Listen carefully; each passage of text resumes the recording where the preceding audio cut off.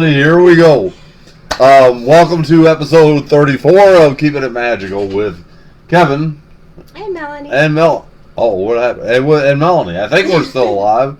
We just got a flicker. We have a way of doing that, don't we? We do. So anyway, we thought we would come on. It's been a long time since we've done live together. Mm-hmm. I've done a few solos. That was kind of lonely.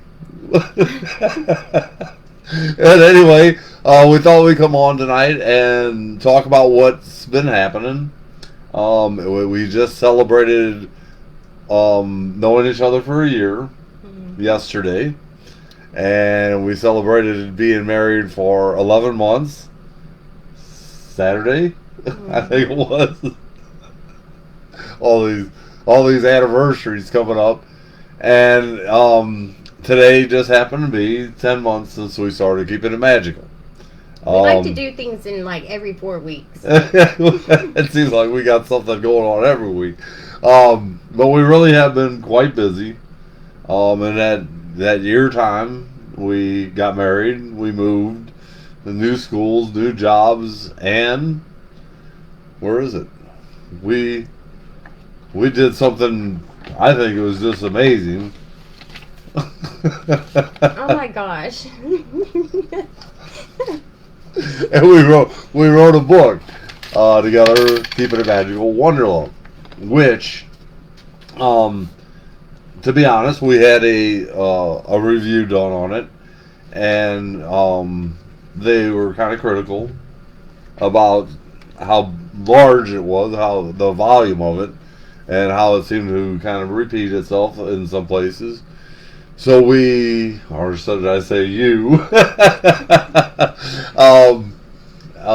talked about it, and we condensed it down, and I think we're almost there to where we're going to release a second edition of it. A shorter version, a cheaper version, but both will still be available. They'll be just different ISBN numbers. But in the gist of it all, the story still remains the same. Against all odds, we made it a year. And I think we're going to... I mean, I don't know who determined those odds, but... well, I'm just saying, when we first got together, we heard a lot of, oh, this will never work. They're jumping into this. They're crazy. They love takes time. You remember all the things that we the were peanut told. gallery. We were told how wrong we were doing this, but it all seemed to turn out right. But it really was two people that I think were ready. Saw that God had put us together pretty miraculously, I would say. And we just decided to make the best of it. And I think that's really what it takes. You have to be ready for it. You have to be willing to go all in. And you have to find the right person to do it with. Somebody to share it with. So, what did Melanie want to talk about tonight? Well... Melanie made a list. Watch out. I guess as I was sitting and thinking about what it is that... or what I had done and what you had done that made us able to be at a place in our lives so that when we met, we were able to receive each other's love and know that it was what we wanted. Right. And what has continued throughout this year to be what has helped us go through all of the things that we've gone through, and helped us keep that balance and keep that same intensity of love. So I just kind of was thinking about those things, and I have a few things that I think are like the key components or the critical issues, if you want to call it that. Like just things that I think might be that might benefit or help other people that are trying to find the right relationship and trying to figure out how to tell, is this the right relationship for me, or how do I find love? How do I know that it's for sure? I think one of the biggest thing between us that happened that made me say, hey, this is it, was our complete vulnerability with each other, our complete open and honesty with each other. I think we both were at the point where this is what I've done in my life. This is my past. This is where I'm at now. And if you can live with that, then we might be able to build something together. And I looked at you, and I didn't judge you for your past. You didn't judge me for my past.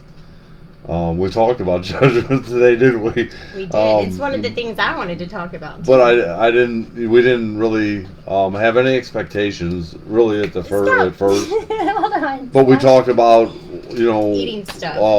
What we wanted together, and it just so happened that we wanted a lot of the same things. Green flag. Yeah, green flags everywhere. they really were. But it was. I think, when we first met, it was.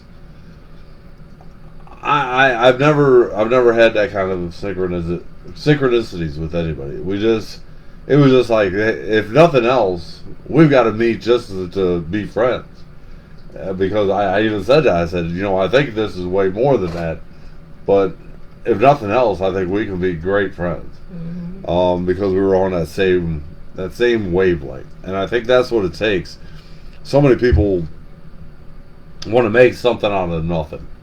They're dreamers like we are, and they see something they really want, but deep down inside they're trying to make something out of nothing. And I was doing that before I met you, with someone, and then it seemed like just as soon as I let that go and told God, I said, I did it on my video. I was like, let that go. That's not for you. You're forcing something that isn't there. Wait for the one who it's there. There's no doubt. And I think that was the overall gist of the message that I messaged you about. Right. And it was a reoccurring, let go and don't force things. Because let it naturally happen. I was in a cycle. I think I was getting to the point where, I felt like I had done my inner work. I felt I deserved love. I was ready. I was open for it. But everywhere I turned, I could just see it, that it wasn't a mutual thing. It wasn't going to be one of these mutual things until you came along. And you had to convince me, didn't you? Yeah, I was telling myself you were too young. Well, I didn't have to convince you. I just had to stay grounded and stay true to myself and be consistent. And consistency. Because I don't like the idea of convincing someone to love you. But I think that consistency, being grounded, staying true to yourself, and being calm and not reactive, but responding in a way that shows that you're truly listening, and you're being attentive and you're present in the moment. Listening, is something that the person will convince themselves, because they'll see, the walk matches the talk. That's really true, because you really were the first one who just sat down and let me talk. You listened to me. You were like, wow, I want to hear what he's got to say. And that blew me away, because not too many people want to hear my overthinking mind. But not only did you listen, you seemed to get it. And not only that, but I think I sat and I listened to you too. I listened to your past. I listened to all the things you've been through.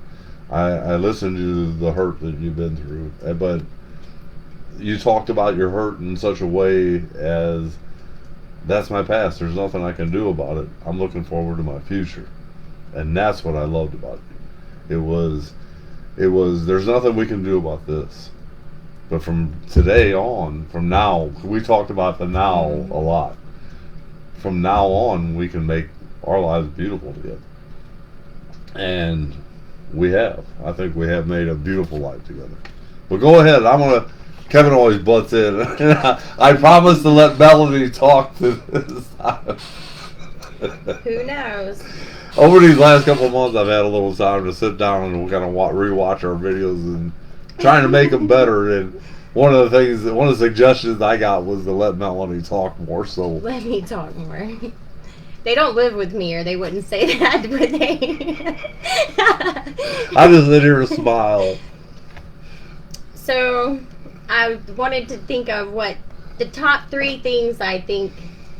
If someone asked me for my advice on how to find a relationship or how to find love, the 3 things that I would say I think are the most important. Okay.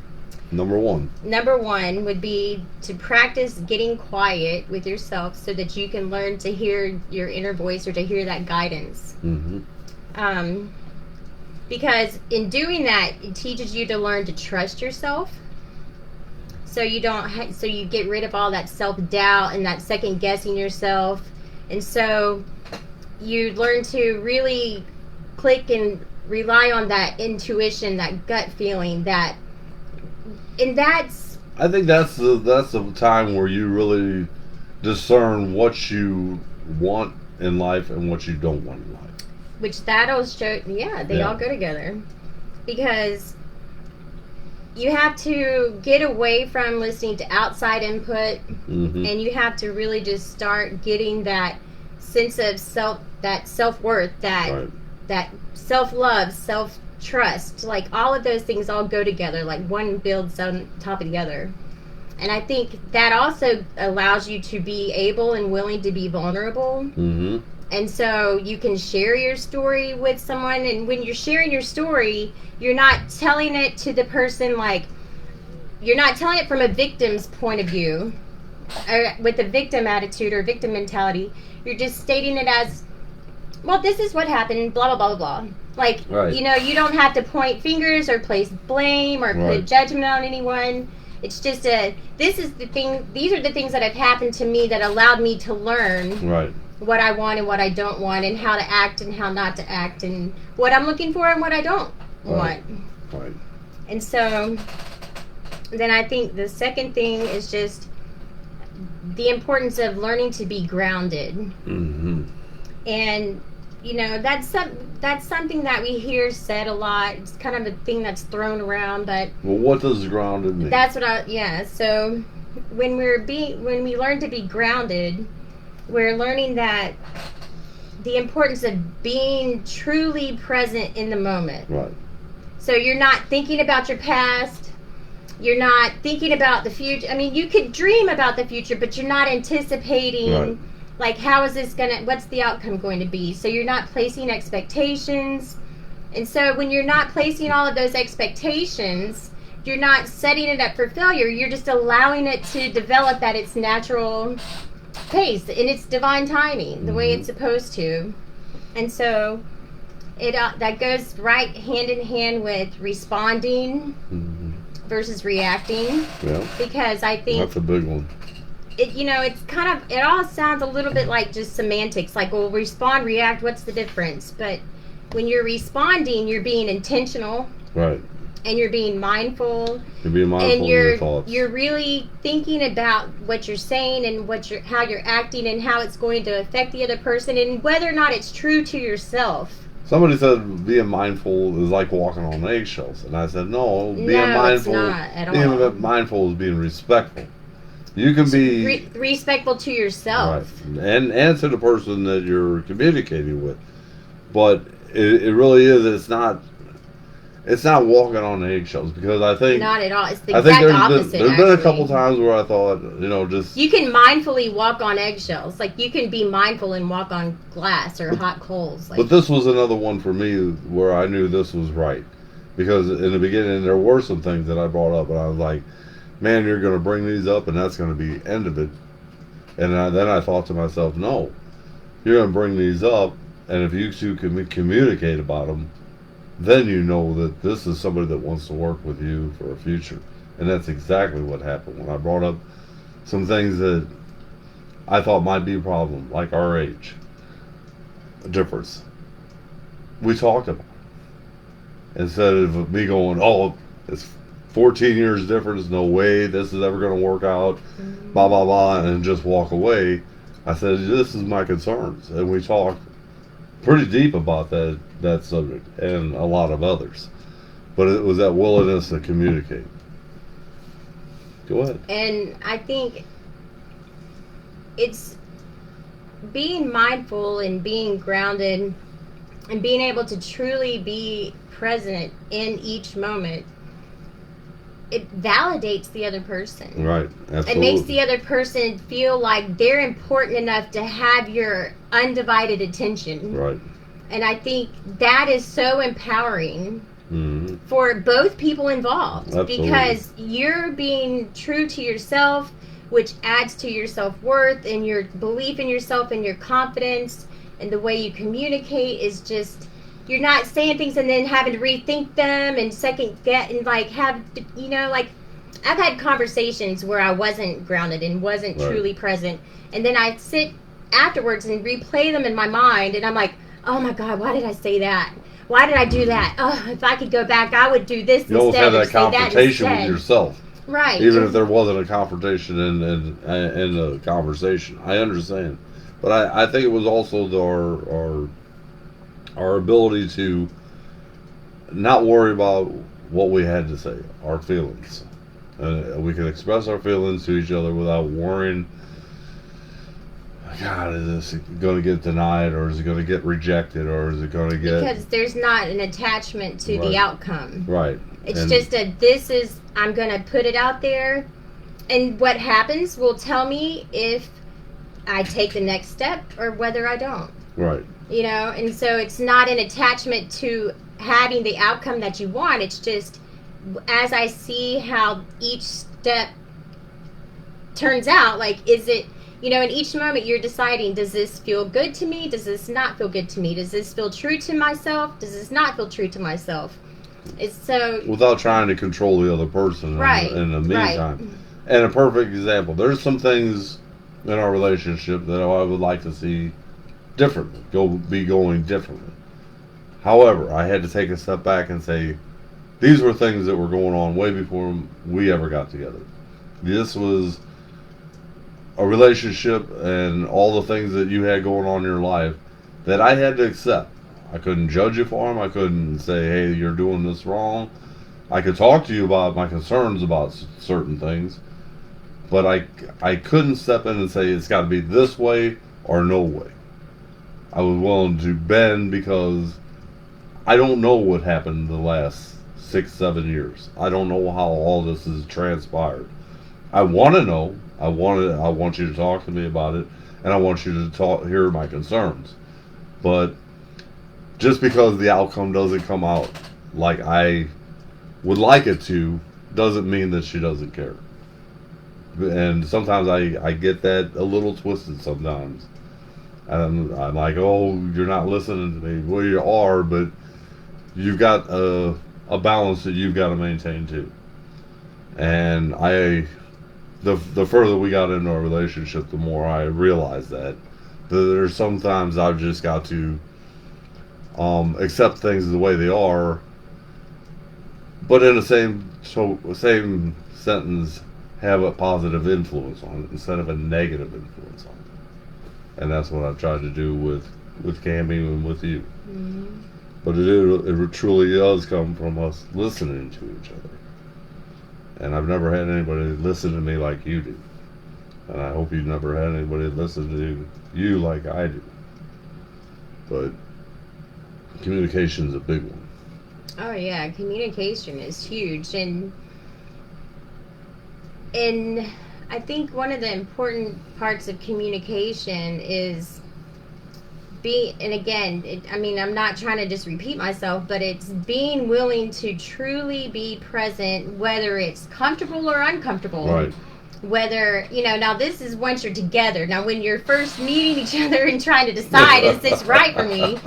If it's uncomfortable, that's probably a sign that maybe this isn't going to work out. Because even if you're talking about an uncomfortable subject, if you're talking about it with the right person, there's going to be a comfort in talking about it.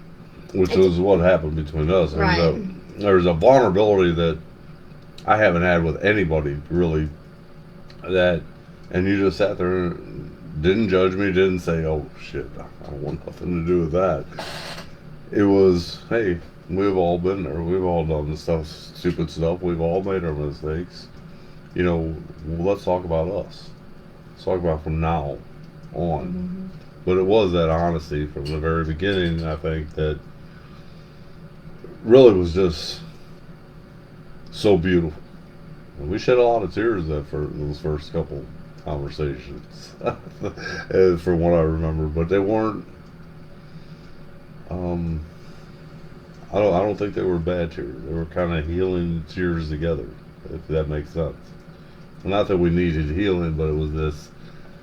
I think anytime two people come together, there's some healing to be done, especially if it, like this, we have a tendency to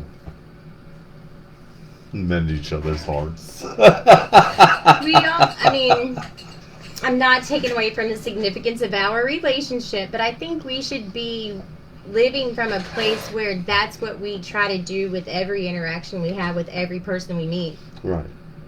Is being willing to meet them where they are and accept that everybody is on this lifelong journey of healing. And it's really hard, though, for the people that run red lights, though. That is definitely going to get a reaction, not a response from Mr. Kevin here. I do have... If the horn doesn't work next time, I did not disconnect it. I do have a self-controlled road rage, but we're working on it. It's okay. And what else do you have on your list? Well, I know this is going to be your favorite one. Okay. Oh, boy. But making sure that we are living from a place where we practice discernment versus practicing judgment or habitually being judgmental. That's a big can of worms you just opened there, Melanie. But... Well, I'm not going to go that far down the rabbit hole, but it's just a seed I want to plant, an idea that I want to put out there for people to think about. Mm-hmm. Because it's kind of like the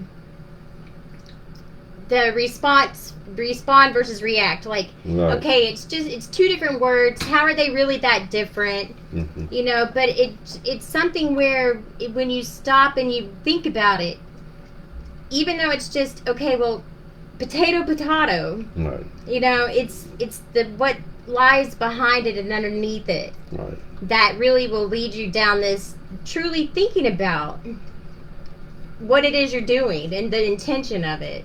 Mm-hmm. But practicing discernment is knowing who you are and what is important to you, what you believe, how you feel, and being able to see and perceive and hear and feel things and make your decision about them based on their actual reality. Like, see, right. You perceive it clearly. Right. So, and it's from a place within, like, it's from your inner self.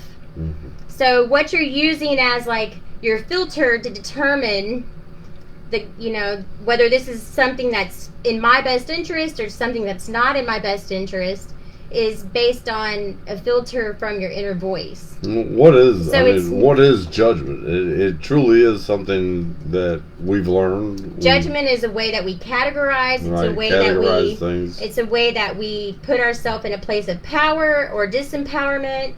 It's based on society's opinions. It's based on outer. So judgment comes from all of these outer sources of what everybody's told us this should be or that should be, or discernment comes from within. From within, yes. Right. And so judgment, you're seeing things as you've been taught to perceive them, or as, just you're not truly thinking about what is this truly. It really or can. What is it as it actually is. It's depending on how someone looking out from outward, looking at us. I mean, you could look at almost anybody and say, "Oh, they're judgmental." Is it judgmental? Is it boundaries? Is it discernment? Is it them putting up this? I know what's good for me, and I know what's not good for me. Is it?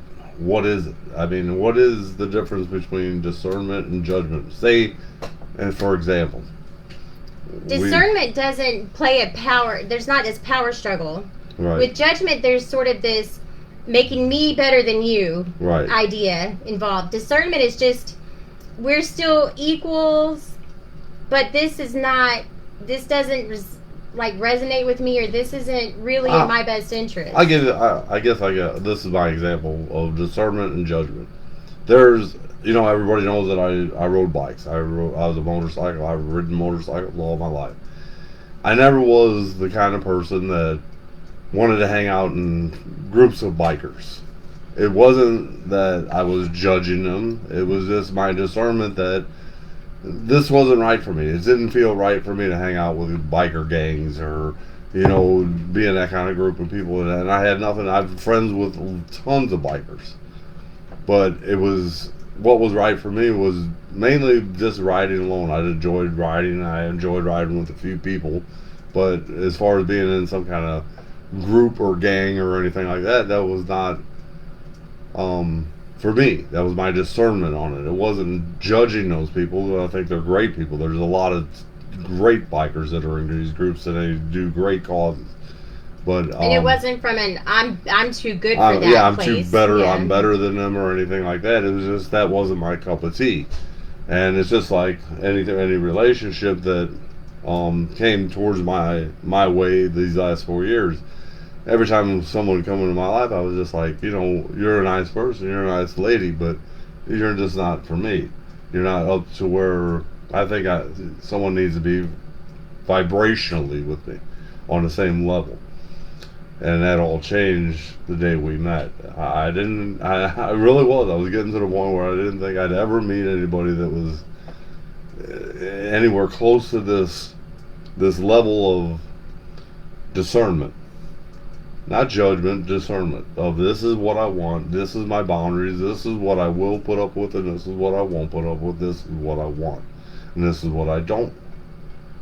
I never met anybody that was so closely matched than you. And it's exactly what I needed. I couldn't have those red flags. I couldn't have that doubt. And I think when people start skipping the doubts, start skipping what their inner discernment, what their inner judgment, what their inner intuition is telling them, is when things go bad. Because sooner or later, those red flags, those discernments that tried to warn you, come back to haunt you. So, anything else? Well, not on my paper, okay. But what you were just saying made me think of something that I listened to one time, and it just kind of stuck with me. Is that we should treat every person that we meet from the mindset of it's someone's daughter, it's someone's soulmate, someone's lover, someone's hero. Right. It's easy for us to look at someone and think, oh, that's just another narcissist, or that's another whatever. Right. But every person that we meet is someone's child, someone's parent, someone's lover, someone's soulmate, someone's hero. And so we have to give people the opportunity to show us their true self from a point of, it could be anything. Like, you're not setting up a preconceived set of expectations of what I think this person is going to be, or what I think they're going to act. Because when you do that, you're creating this kind of snowball effect of they're going to end up being basically like a self-fulfilling prophecy. They're going to end up showing you those things that you're anticipating from them. Well, if I would have followed these, how do I say it, set guidelines that I had in place when I met you, we wouldn't be sitting here today. I would gotten to the point in my life where I said, I'm not going to date anybody 5 years younger than me. I'm done with kids. I'm just going to go and enjoy my life, my older years, and if I have to do it by myself, I'm okay with that. And then you came, and it took less than 24 hours for me to rethink everything that I thought, because Why? It was that good. It was that miraculous. It was that kind of connection where, let me tell you something, ladies, and I want to be completely honest with you. If a guy is interested in you, he will change everything about his life to have you in it.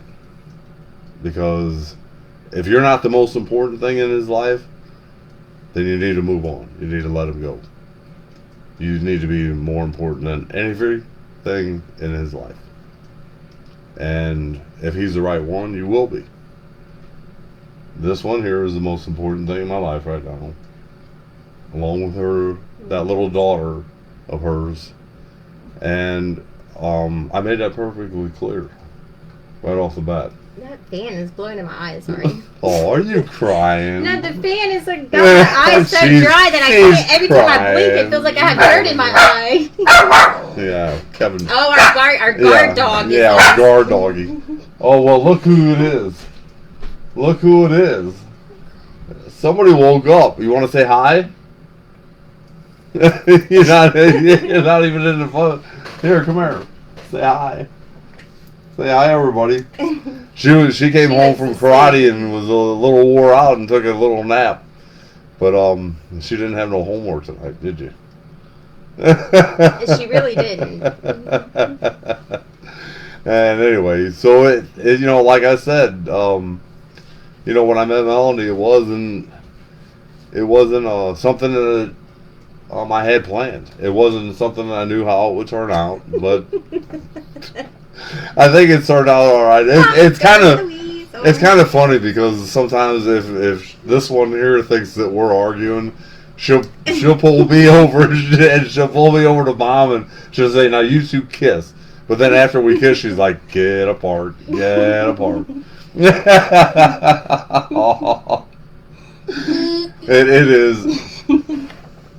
It is nice having a family, and it is nice being surrounded by love. But if you're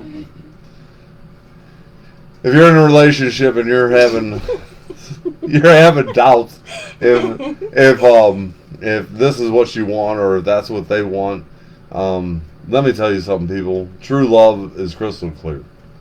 You talk about it, you want it, you don't want to lose it. I don't ever want to lose you. I know that. And it's why I write about you every day. Almost every day. If not 3 or 4 times a day. But you too. But it is something we both work at.